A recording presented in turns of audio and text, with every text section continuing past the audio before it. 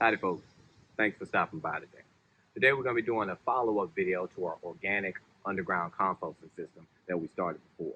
Now it's time to go ahead and place this thing down into the ground and start stacking up the layers. If you haven't seen that previous video, make sure you go to the pinned comment below so that you can definitely follow up and see the whole process. Here's our 5-gallon bucket from Lowe's ready to go in the ground. Now we're going to pick a convenient spot to place our composting bin. I kind of like to mark out with my shovel where I'm going to dig before I start digging. That's purely optional. It's on you.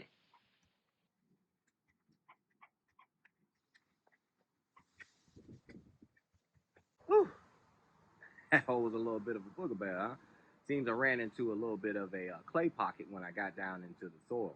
But we pushed through and we got our hole to our desired depth. Now that we've got our hole to our desired depth, we can go ahead and place our bucket inside and start backfilling.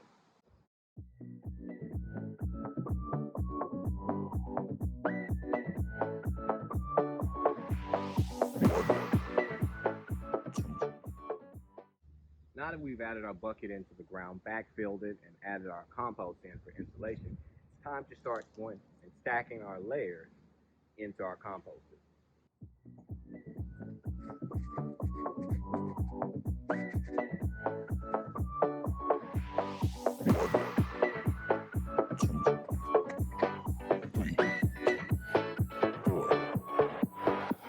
You only make you feel like you could never leave.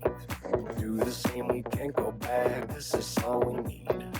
Follow me to make believe and make your dreams come true. This night means forever.